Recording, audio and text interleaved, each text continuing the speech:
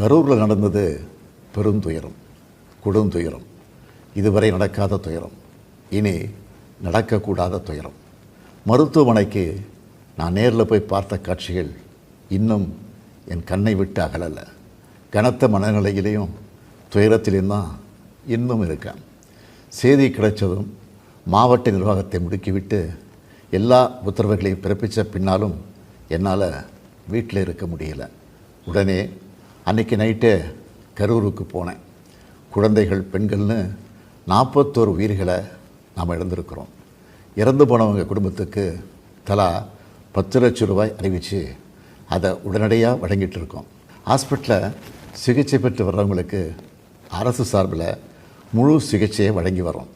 நடந்த சம்பவங்களுக்கான முழுமையான உண்மையான காரணத்தை ஆராய முன்னாள் நீதியரசர் அருணா ஜெகதீசன் அவர்கள் தலைமையில் ஒரு நபர் விசாரணை ஆணையம் அமைக்கப்பட்டிருக்கு. ஆணையத்தோட அறிக்கை அடிப்படையில் அரசோட அடுத்த கட்ட நடவடிக்கையில் இருக்கும்னு உறுதியளிக்கிறேன். இதற்கிடையே சோஷியல் மீடியாவில் சிலர் பரப்புற வதந்திகளையும் பொய் செய்திகளையும் பார்த்துட்டு தான் இருக்கேன். எந்த ஒரு அரசியல் கட்சி தலைவரும் தன்னோட தொண்டர்களும் அப்பாவி பொதுமக்களும் இறக்கிறத எப்பொழுதும் விரும்ப மாட்டாங்க. இந்த சம்பவத்தில் உயிரிழந்தவங்க எந்த கட்சி சார்ந்தவங்களாக இருந்தாலும் என்னை பொறுத்த வரைக்கும் அவங்க நம்மளோட தமிழ் உறவுகள். எனவே சோகமும் துயரமும் சூழ்ந்திருக்கக்கூடிய இந்த நிலையில் பொறுப்பற்ற முறையில் விஷமத்தனமான செய்திகளை தவிர்க்கணும்னு கேட்டுக்கிறேன்.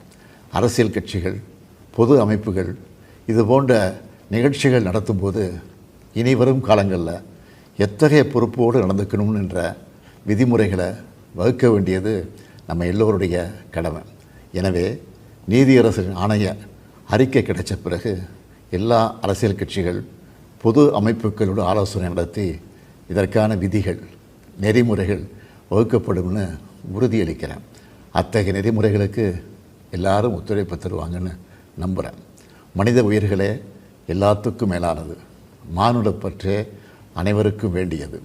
அரசியல் நிலைப்பாடுகள், கொள்கை முரண்பாடுகள், தனி மனித பகைகள்னு எல்லாத்தையும் விலக்கி வச்சுட்டு எல்லாரும் மக்களுடைய நலனுக்காக சிந்திக்கணும்னு கேட்டுக்கிறேன். தமிழ்நாடு எப்போவுமே நாட்டுக்கு பல வகைகளில் முன்னோடியாகத்தான் இருந்திருக்கு. இதுபோன்ற நிகழ்வுகள் இனி எந்த காலத்திலையும் நடக்காமல் தடுக்க வேண்டியது நம்ம எல்லோருடைய கடமை. நன்றி, வணக்கம். பிளே ஸ்டோர் மற்றும் ஆப் ஸ்டோரில் இருந்து பாலிமர் செயலியை QR கோடு மூலம் பதிவிறக்கம் செய்யுங்கள். செய்திகளை உடனுக்குடன் பெறுங்கள்.